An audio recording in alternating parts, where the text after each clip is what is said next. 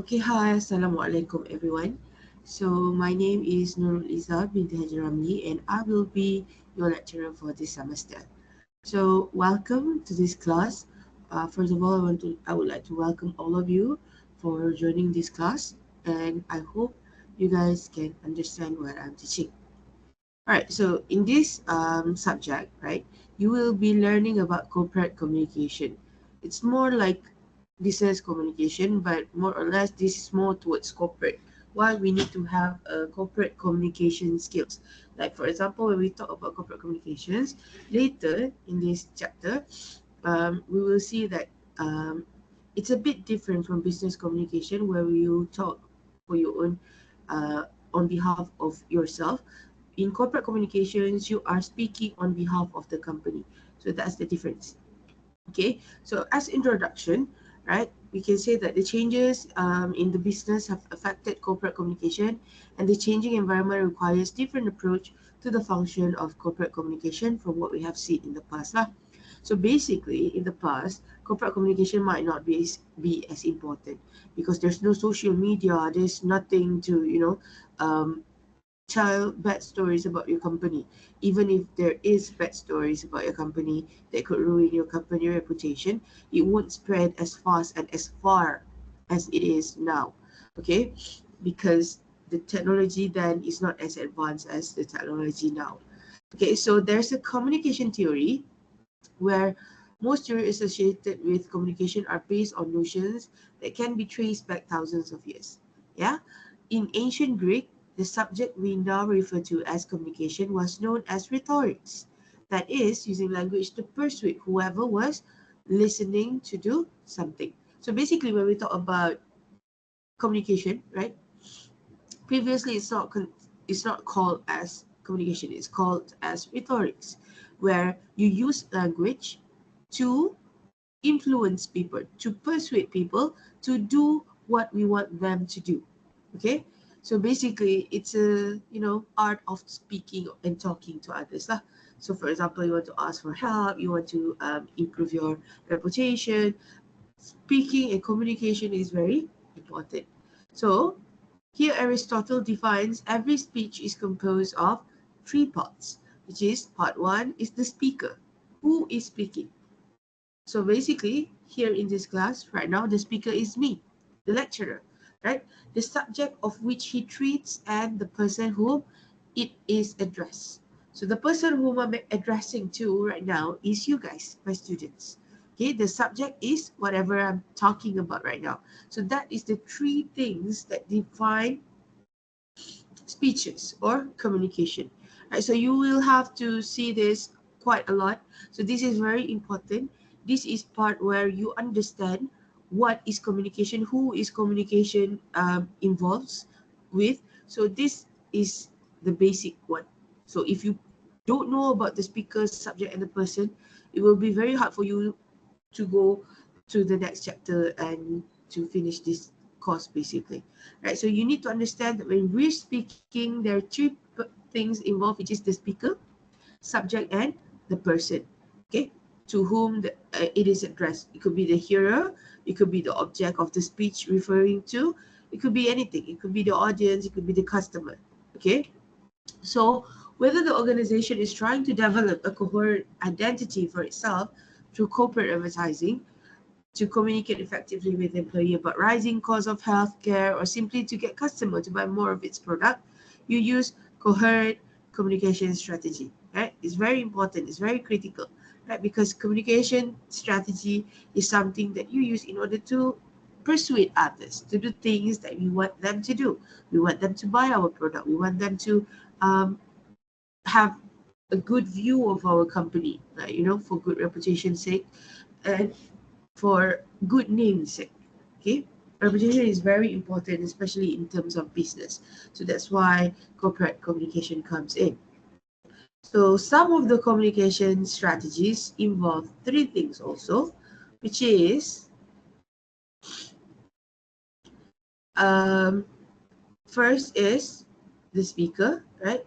In Aristotle, instead of the speaker, they use the organization. This is what I'm saying, right?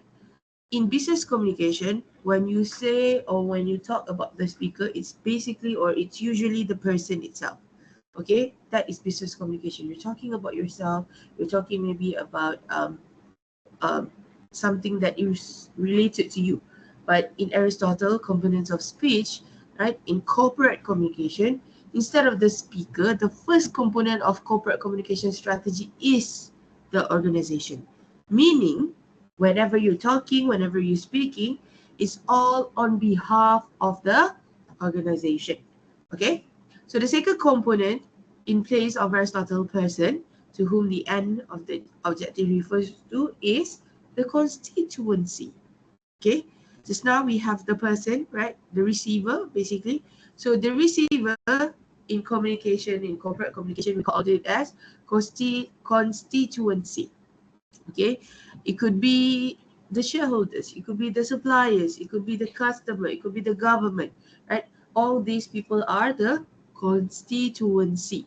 Okay, so the final component, which Aristotle described as the subject, right, is basically referred to the message. What message you want to deliver to the constituency? You want to tell them that you comply to the rules and regulation. If the constituency is government, you want to deliver about the profit, the annual profit that the company has gained throughout the year, last year. That is the message. So, as communication theorist Annette Shelby states, the unique interrelations of this variable determines which message will be effective and which will not. Okay, so you need to know how to interact with your constituencies, attract their attention, right? If not, the communication will not be effective. Okay, what determines whether the communication is effective or not?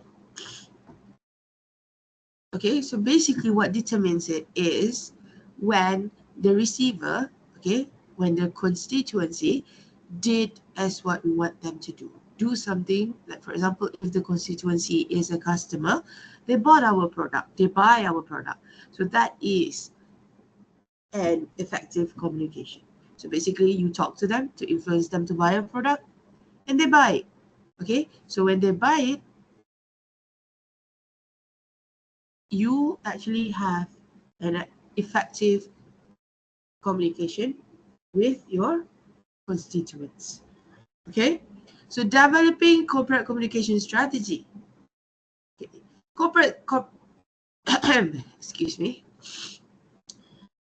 Okay, developing corporate communication strategy. Well, in order to set an effective organization strategy, there's three subsets of an organization strategy that you need to consider.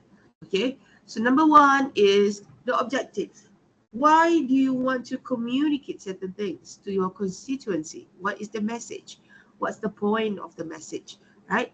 So if your objective is to make them buy a product, then you have to determine how you want to influence the customer to buy the product.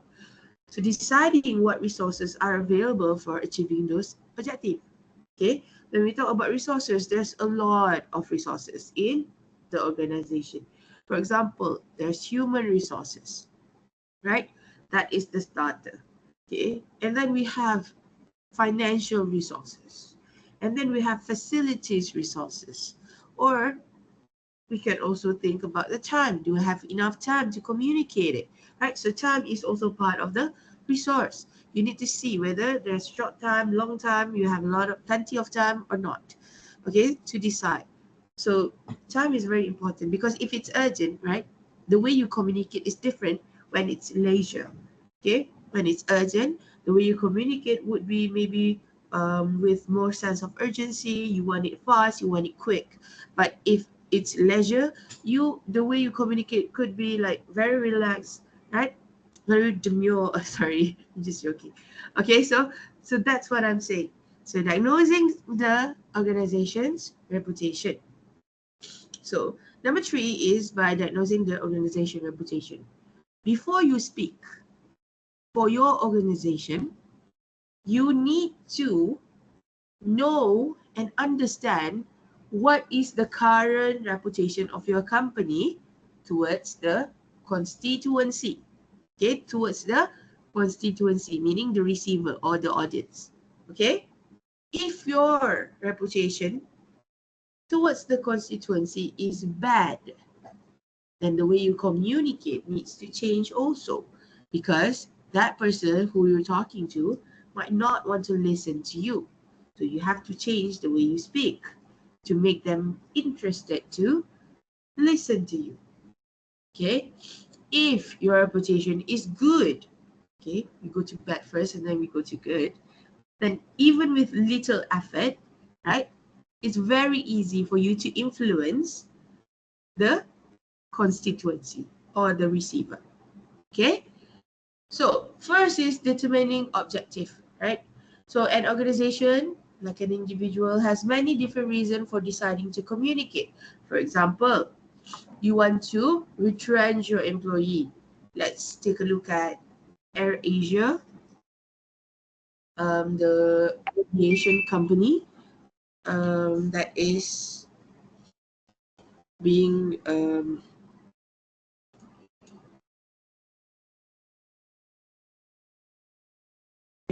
right. So basically,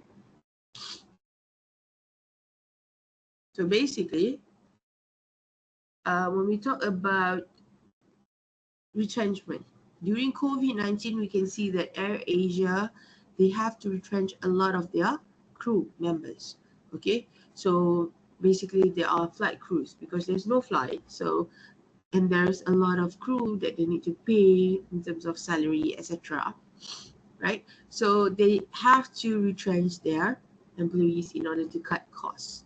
Okay, so when that happened, right, they need to consider the way how they want to communicate, who is the um, person involved, and also person or organization involved, and also they need to see what resources that they have. Okay, like when during the retrenchment happened, obviously they don't have enough financial resources, right? Because they don't have enough financial resources, they have to do the retrenchment. Okay, there's no choice. Okay, so next example is in terms of publicizing a new product. Okay, let's say for example Apple, very big brand. Okay, whenever Apple want to release a new product, they will always do a press conference to announce their new product.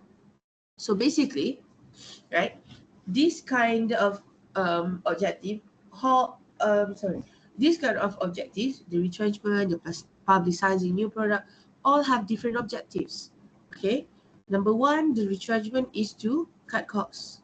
Number two is to increase sales, right? So the objective is very different. So the way you approach it also have to be different. Okay, so the response from constituencies in the question is what is most important, right? Let's say about the retrenchment of employees, what happened is AirAsia, they announced that they're going to cut off the staff to the media first before they reach out to their constituencies, which is their employees. Reason why, when they go to the media first, right, basically all the employees will have to mentally be prepared for the worst things to happen to them.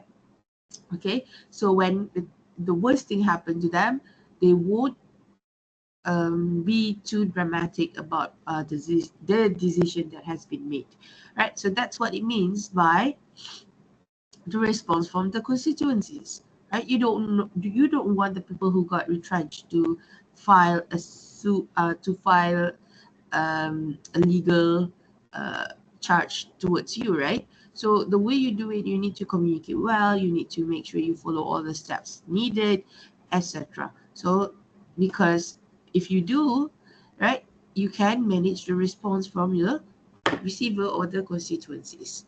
Okay, what is the basis of defining an objective, right? What does the organization want each constituency to do as a result of the communication? Like if you want to announce new product, of course you want them to buy the new product, right? You don't want them to just So nice, so beautiful. Okay, I'm going home. Is that it? No, right? You want them to buy the product. Okay, so that is basically the objective that we're looking for.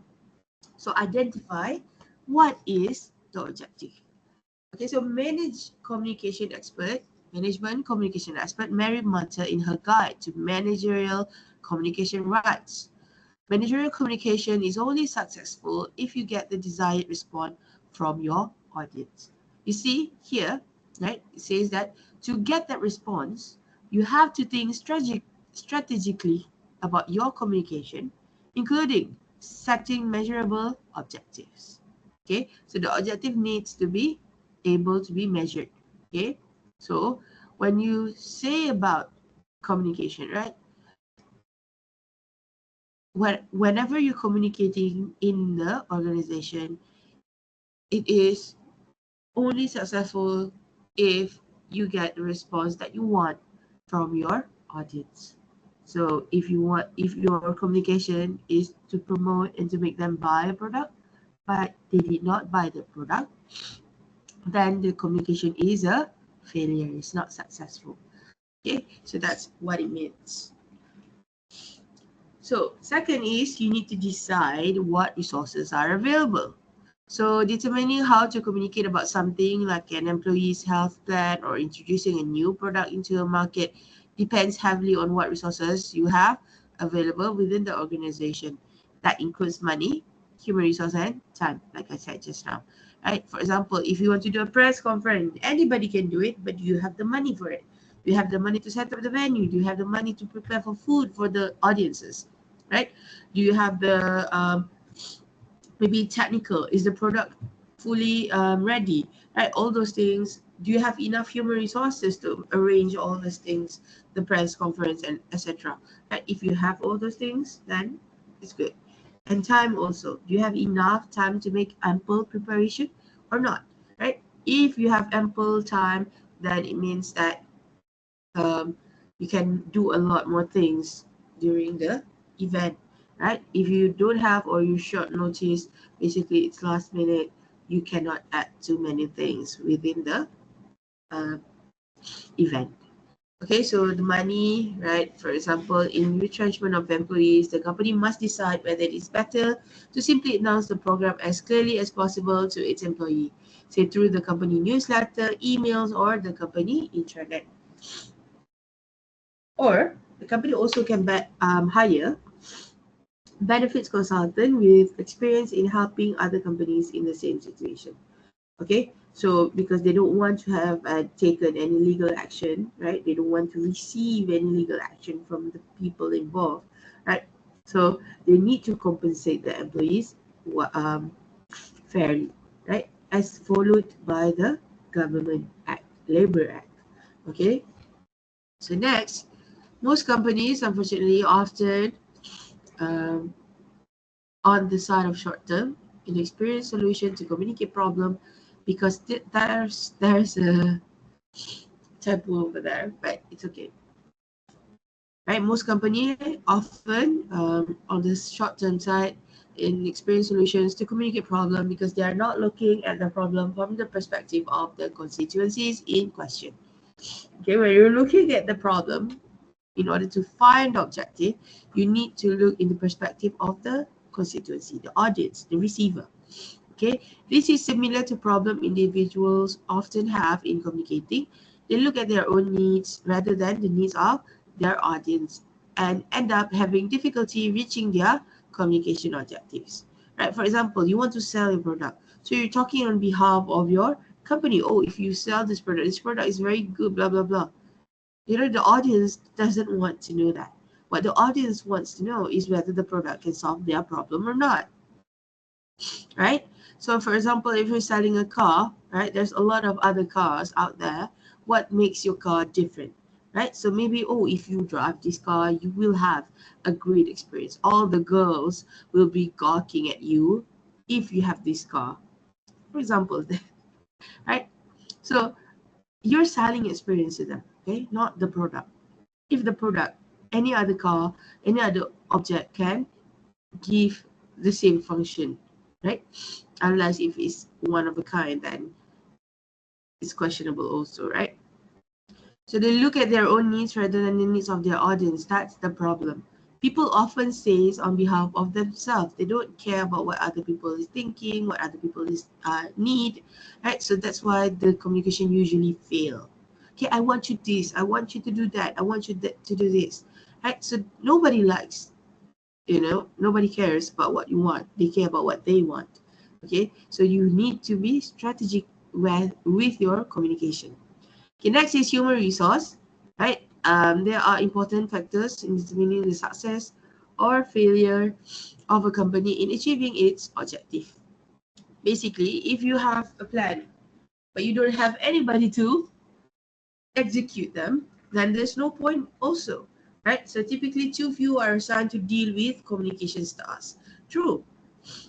Basically, sometimes in company, they don't even care about communication, right? They only care about management, about um, sales, marketing, those things, but not in terms of communication. Okay, so when they have to deal with the public, right, they don't have the experts to do it, right? And it also, and even if they have people to communicate, uh, they are usually inexperienced or unqualified to communicate about the topic. Okay, not everyone can speak for the public, in front of the public. Okay, so you need to train that. You need to have a lot of experience, and especially you need to be qualified for it. Okay, usually there are courses of people who train to have good communication skills, like for example mass communication people, right? Masscom, they are trained and strategically trained to be a good communicator. Okay, so that's one of it. Okay, for example, a company that has just gone public decide to create an investor relations function to deal with shareholder relation and communications with security analysis. It could assign one person to do all of this thing, or it could decide that it really needs three people to do each of the tasks. So the best approach depends on the size of the company and its shareholder. If the company is small, then one person can do all of the tasks. If the company is big, right, is it possible for one person to do all those things? Of course not. You need to hire three people to do each of the tasks. Okay. So time, like human resource and money is human resource, money is also critical factors in determining the organization's corporate communication strategy. So the allocation of time, the allocation of all resources should be determined by what it will really take to achieve the company's objective rather than to seek a short-term solution. Right? So usually people only look for short-term solution, which is not a good thing because the problem will come back, right? Again and again and again. So we want the company to look for what the objective, the real problem, the root cause, in order to solve the issue. So basically, it's the company's objective lah. Right, so diagnose the organization reputation, number 3. Right, I already explained, in addition to setting objective of communication and deciding what resources are available to accomplish that objective, organization must also determine what kind of image credibility they have with the constituencies in questions. This is what I'm saying. If you have good reputation, then it's very easy for you to negotiate. It's very easy for you to influence with the people you're talking to. If you don't have good relationship, they don't trust you, you have very bad reputation, it's very hard for you to communicate, and you really need to have a good communication skills in order to overcome the reputation issues. So image credibility is based on the constituency's perception of the organization rather than the reality of the organization itself, right? Worse than limited image credibility is credibility that is lacking or damaged, right? You know, when we talk about credibility, reputation, all those kind of things, not having a good reputation, not having a credibility and having a bad credibility, or not having a reputation and having a bad reputation, having a bad reputation is worse. Okay, it's better for you not to have any reputation at all rather than having a bad reputation. Right, so you need to avoid having bad reputation. So first of all, you need to analyze your constituency, analyze your audience, analyze your who's you talking to. It's similar to your audience when you plan to speak or write a memo. So the analysis determines who's the organization's constituency, what each thinks about the organization, and what each knows about the communication in question. Let's say, for example, I'm talking to you about corporate communication without any prior introduction whatsoever, and I assume you know what constituency is. Do you think you can understand what I'm talking about? Of course not. I haven't explained to you what constituencies is, and suddenly you, um, I was talking about it. Of course, you will feel blur, you will feel lost, right? So that's why at the beginning of the chapter, I explained to you what is the constituency. What is constituency, right? So basically, it's just it's almost the same as audience and receiver. Okay, so you need to know who your receiver is for you to strategize your communication. Right? If you don't know who you're talking to, then how are you going to explain? Same thing when I'm teaching you guys, right? I need to know your background. I need to know how old are you, right? If you're a fresh SPM student, you might not know a lot of things. But if you're a working adult, right, you might have a lot of experience and knowledge, which you can relate to. So the way how I explain to you will be different also, okay? So who are your organization constituencies? Obviously, it could be, sometimes the answer to this question is obvious, but most of the time it will take careful consideration to analyze who is the relevant constituencies for a particular corporate message. Okay, sometimes it's very obvious, right? But sometimes it's not so obvious. Okay, so do not be fooled into thinking that it is always obvious who are the main constituency is. Usually, constituencies come from a group that is primary to the organization, but a secondary group can also be the focus of particular communication. Okay, I give you an example. Okay, for example, you're speaking about a new policy to your employees, about maybe salary increment, maybe annual bonus, all those kind of things, right? So you are talking to the first group or the primary group of the constituency. Okay, but hear me out. Okay, there also a second group to that. You think increment in salary and bonus just affect the employees? No, right? There could be a secondary group. Maybe it's the shareholder. Maybe it's the customer. So when the employees get, like, say, for example, a bonus, right? And then they were happy to work. And then when they're working, they're talking to the customer, they were bragging about the bonus, etc. Right? So it can build a good reputation for your company towards your customer. But let's say, for example, the secondary group is the shareholders. Do you think the shareholder like to spend a lot of money to the employees? Of course not. Okay, so the secondary group might not like the decision that has been made. Okay, so that's why you need to communicate it well to make sure that all the groups of constituencies can accept the decision or what you are communicating about. Okay, so companies have different sets of constituency depending on the nature, size, and reach of the business. Right? If it's local, then it's small. Right? If it's global, then it's a big company. So you need to handle your receiver differently. Like, let's say lah, okay. Right now, my constituency is my students. My students, some of you come from different country who are not able to speak who are not able to speak in Malay, right? So when I am teaching you guys, so I have to think about, especially when I'm doing this recording, right?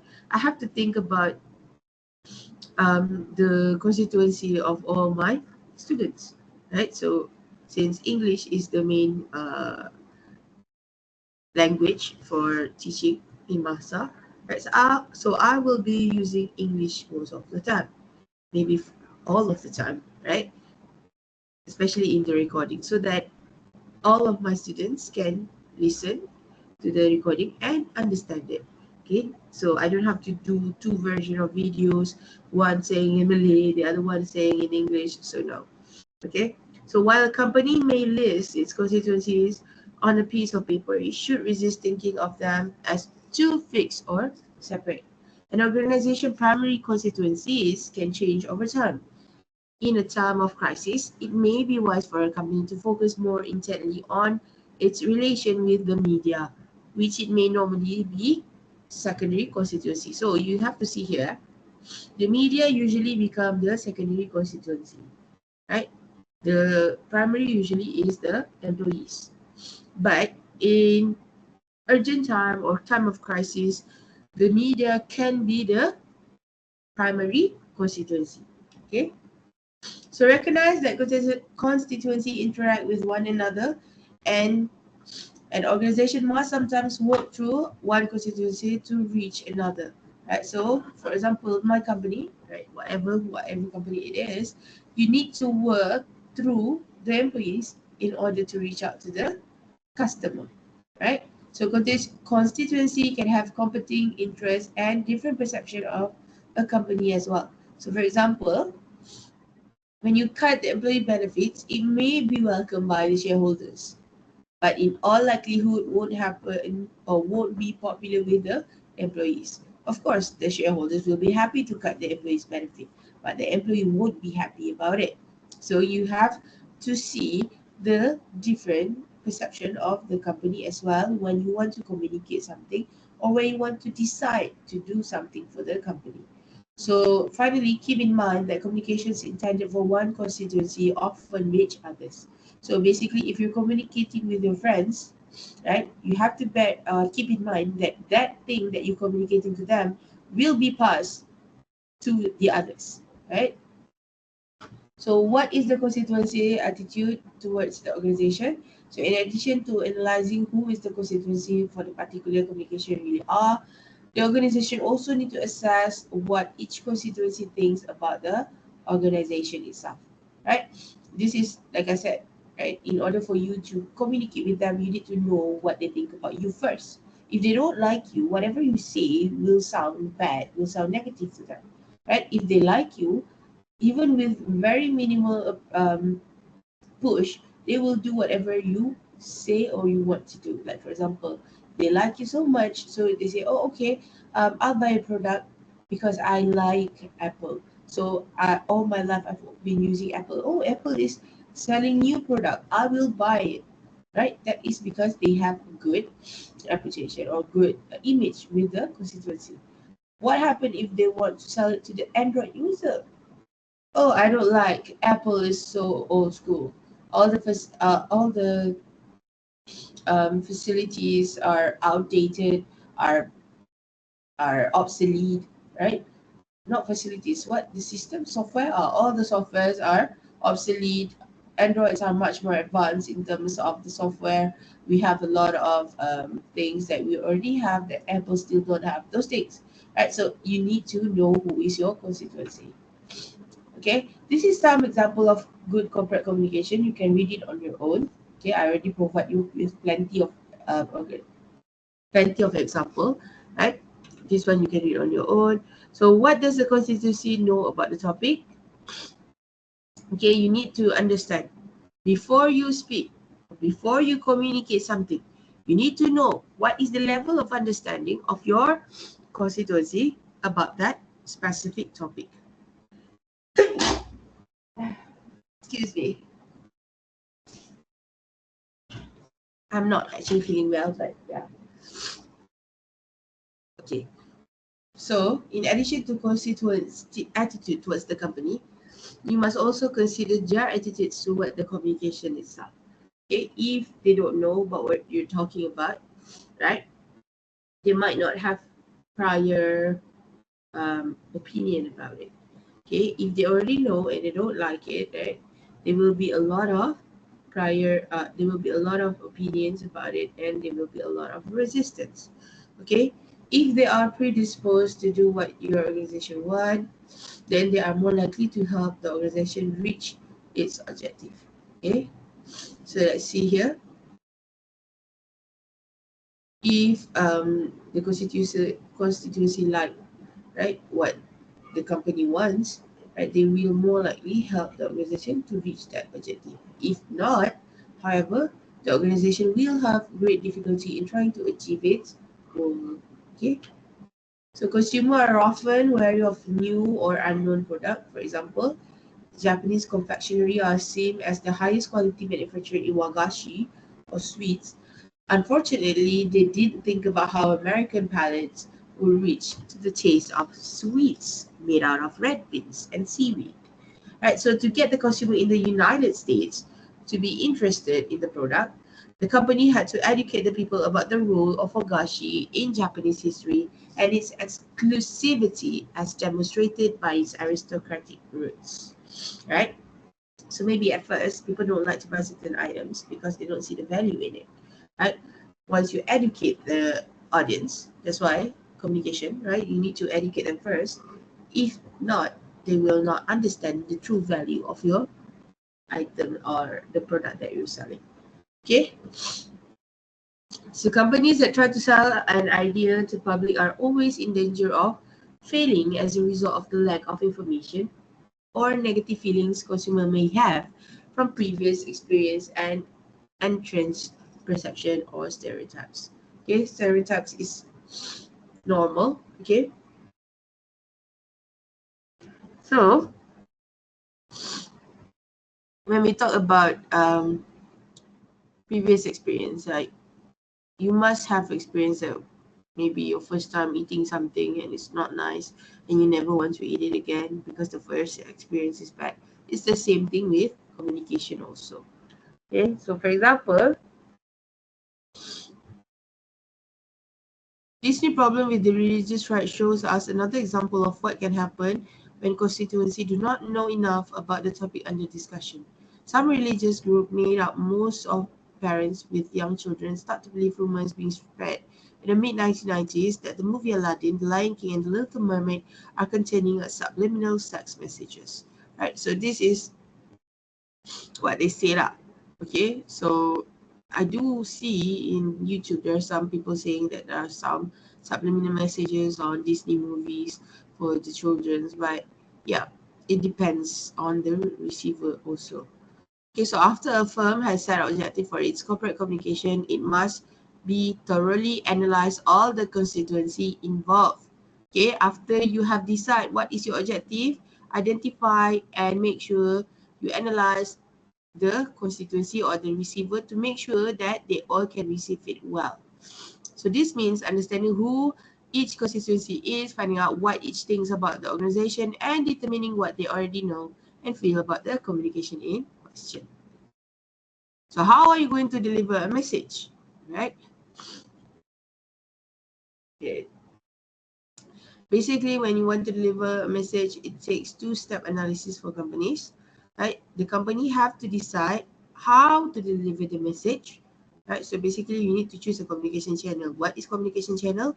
It could be WhatsApp, email, memo, memorandum, perkelilingan, and then what else? We have letters, formal letters, informal letters, all those things. So what approach to take in structuring the message itself? Right? You need to have a very good approach to it to avoid people, overreacting towards the things that you are being communicating. So this is the business communication diagram. Look here. Okay. So the sender has an idea, right? So this is the sender basically. Sender encodes the idea in a message and sender produce that message in a medium, right? Maybe write it down in a letter or something like that. And then transmit the message through a channel, maybe postage, maybe WhatsApp, right? First you write it down and you send the message somewhere in the email, WhatsApp, Telegram, whatever. So audience receive the message and audience try to understand. Decodes means they try to understand about the message. Encodes is to try to convey what the message is. Right? So audience respond to the message and audience might also provide feedback to the sender and the process repeats itself. Okay, in the middle here or maybe outside here, there could be a lot of barrier, communication barrier, right? Maybe in terms of noise, maybe language barrier, maybe there's a lot of other things. Okay, so you have to be careful. So to centralize or sorry. Okay. Okay. So here to centralize or decentralize communication, one of the first problem organization confronted is structuring their communication efforts was whether to keep all communication focused by centralizing all the activities under one senior office at the headquarters or decentralizing the activities and allowing business unit to handle communications. Let's say, for example, McDonald branches. Okay, there's a lot of branches, right? So it could the McDonald's, right, could have the headquarters to do all the advertisement for them, or McDonald's just need to do their own marketing on their own at their location. It goes both ways. So, some are done by the headquarters, some are done by them. So you need to identify lah. So centralized is where you centralize, provide the easy way for companies to achieve consistency in control over all communication activities. So basically when we talk about centralized, okay, if you have branches, everything in terms of communication is being shared by the headquarters, okay, by the HQ, right? That is centralized. Let's say for example, police, kan? Police, they have a lot of branches, right? So when we talk about centralized model, whatever the decision is, needs to be speak or communicated by the maybe police headquarters in Bukit Aman, right? Instead of the branches, Nilai, whatever, right? But when we talk about decentralized, okay, give individual business unit more flexibility in adapting the function to their own needs. So basically, each branches will have their own communication strategy.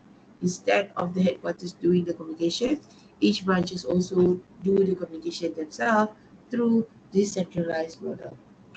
So which model is better? Should organizations centralize or decentralize their communication?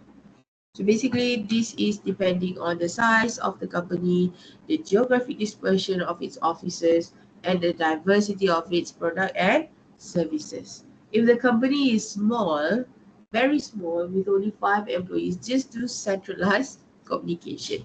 Okay, but if the company is big with a lot of branches in a lot of states and countries, then it needs to be decentralized. You cannot control everything, right? So global events and economic trends also affect decisions about the structure of an organization communication function. And let's say AirAsia, they mostly centralized, right? AirAsia, whenever they communicate to the public, it's centralized communication. But if you look at the police department or something like that, McDonald's, right? They are most of the time decentralized because they have a lot of branches and they are geographically dispersed, okay, far away from each other. So yes, so the example you can read on your own. Okay, this one also an example.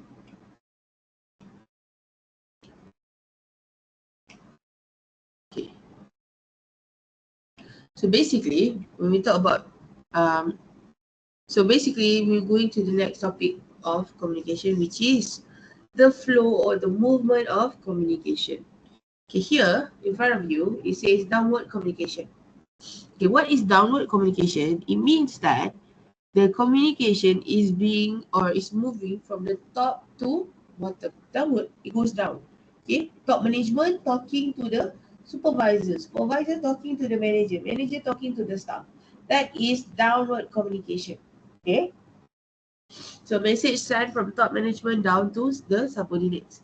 So for example of downward communication could be when you want to implement new goals and strategies, you want to give job instruction and rationale, mission, vision of the company, what else? SOP of the procedure and practices of the job, it's a performance feedback and anything that's related lah, policy of the company, etc. Okay, that is downward communication.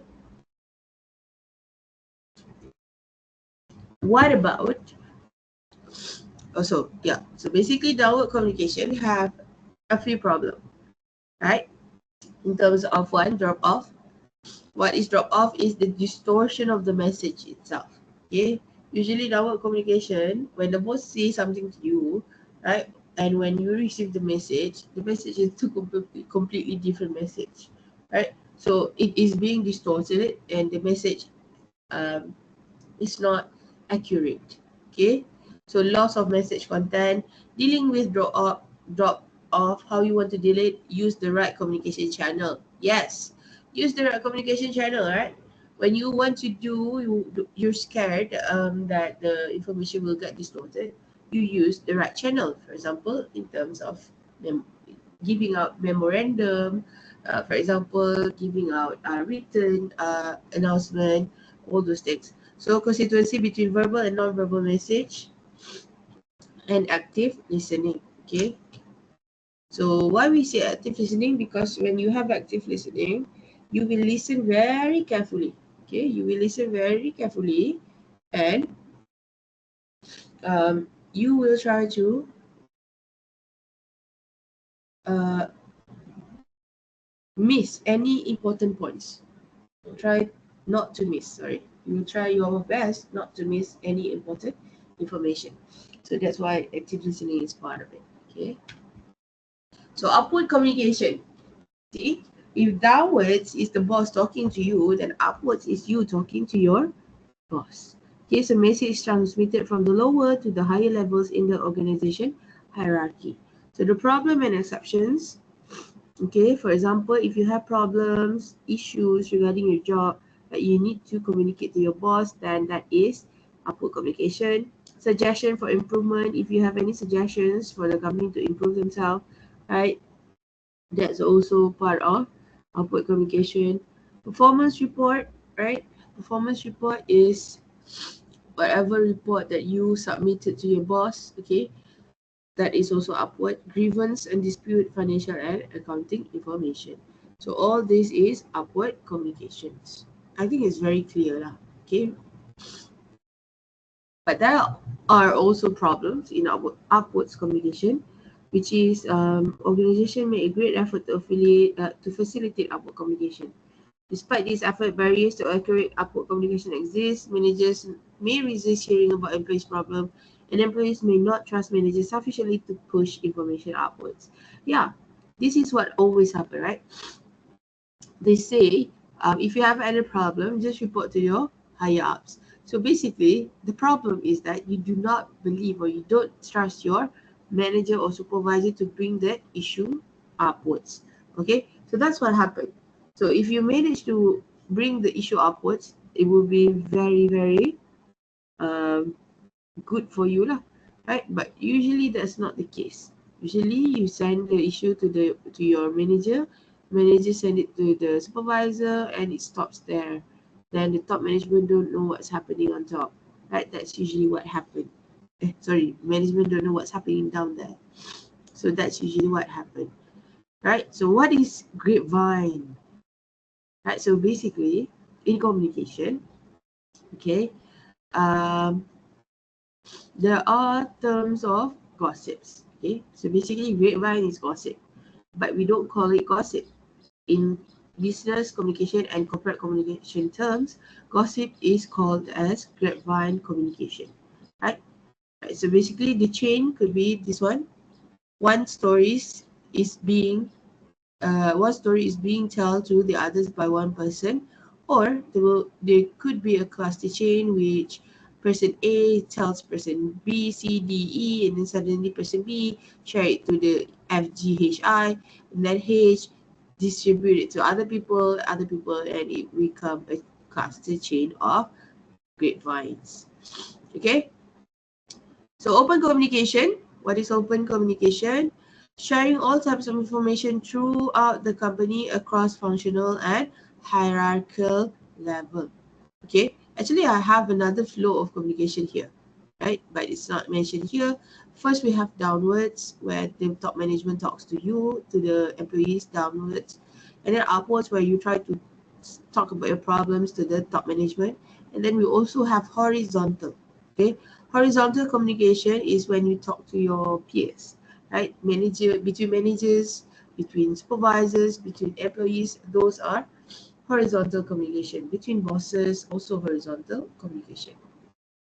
So open communication, there's a recent trend reflects managers' increased emphasis on empowering employees to build trust and commitment and to enhance collaboration. So to be honest, if you ask me, open communication is very good. Okay, so you speak to the boss very transparently. Okay, there's no what we say, hanky panky, right? So you communicate openly, right? To build trust and also commitment, because when people feel that they are being listened to, they will trust you more. Okay, so choose a communication channel, right? This is very, very important when you want to communicate and when you want to have a successful communication, right? First, determine the proper communication channel is more difficult for organization than it is for people. Yes. For example, if I want to talk to you, I can just do a video calls, or I can just, um, type in the group message. But in organization, you need to talk to a lot of people, right? So it's harder to choose what is the correct or the right channel to communicate. Some people think, oh, WhatsApp is good, but some people might think, oh, WhatsApp is not good. You always miss important information there. If it's important, you need to email it. So people have different opinions about it. Okay. So an individual channel choice are usually limited to writing or speaking, with some variations in terms of group or individual interactions. So for organizations, however, the channels available for delivering the message are several. Let's say this is some of the channels of communication in the organization. We have focus group, we have team meetings, we have face-to-face announcement, we have town hall presentation, one-on-one communication, right? We have presentation, change communication infographic. Right? We have workshops. Yes, you call someone to do a workshop to train you. You have question and answer session. We have intranet website dedicated to change information, video, webcasting, and continuous email updates. You have roadshow also, and also panel discussion. These are some of the examples. There are plenty other, but you can search on your own. Right? So you need to structure the message carefully.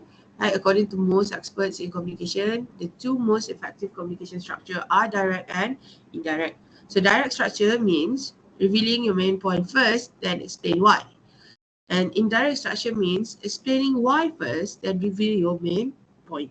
Okay, normally organization should be as direct as possible with as many constituency as possible, because indirect communication is confusing and harder to understand.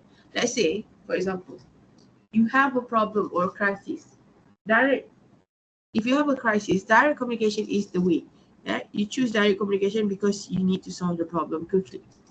But if you're doing sales and you talk directly, people might not want to buy your product. You need to use the indirect way of communication when you're doing sales. So that's why you need to choose the right message, and you need to structure the message very carefully. Right? So a third option in terms of message structure is to simply have no message, right? Today, this approach simply doesn't work with public hungry for the next soundbite. Yeah, of course. Sometimes when a crisis happens, company always say no comment. We have no comment regarding that issue, etc. Right? So in the old days, it might work, right? Because there's no social media whatsoever. But nowadays, that no longer works because everyone is searching for information throughout the internet. Okay, throughout the internet, and the media is also working very hard to make an article about you, right? To publish in their newspaper, television, news, whatever. Right. So you need to be very careful. Okay, so usually saying that the company cannot talk about the situation until all the facts are in is better than just saying no comment. See, you can just say all the facts are. We're not commenting anything until all the facts are in to the media. You just say, okay, when the media comes to you, is it true that blah blah blah? You can just say, I cannot give any comment right now. We will wait until all the facts are in for us to give more constructed comments or more constructed review on this matter, right? So that answer is much better than just saying I have no comment, no comment, no comment. Nobody likes that. Okay, so sometimes you don't even say anything. Like people ask or the media ask you and you just walk away. You didn't say anything. You know, sometimes in these days, right, with social media, if you keep silent, it shows that you're doing the wrong thing. Okay, you previously they say if you didn't do it, just keep silent, walk away. But nowadays, if you walk away, they would say that, oh, you did do the thing, the problem. You are the cause of the problem. You did agree with the problem. You know, you mean sometimes here, even in our culture, they said if you're quiet, means you want it. If you're quiet, means you're agreeing. So that's how it works. Okay, same thing with corporate communication also. Don't keep quiet. Don't say no comment. Say something like, we will comment when we have more facts about the matter, right? So especially in the United States, are often influenced by lawyers who are thinking about the legal ramification of saying anything. Yeah, have you ever heard in the United States they have this kind of saying that whatever you say will be used and taken against you, something like that, right? So usually managers are scared to say anything because of that. Basically, that's in the US, lah. Okay. So last but not least, the final slide is the constituency response. How do the constituents respond? After communicating with the constituency, you must assess the result of the communication. Right? What's the point of communication if you don't get the result that you want? Okay, so assess the result of communication and determine whether the communication had the desired result or not. So if you're communicating to market and sell your product, you need to see did the sales rise in response to the advertising campaign. If there's no rise in sales, then the communication failed. Okay, so after determining the result, you determine how you will react. Have your reputation changed? Do you need to change your communication channel? Right, find out what you need to improve. So that's it for the first chapter. Okay, so next chapter you will learn more about corporate communication, but now at least you know the summary of communication. We have three things involved, which is um, the sender, which the organization in corporate communication is the organization as the sender, right? The message as the objective, and then the constituency as the receiver. Okay, and then we also learn about the communication process, how communication works, the flow of communication, upwards, downwards, horizontal, and also just now we talked about the response of the constituencies, whether it's effective or not. Okay, so that's all the things in chapter 1.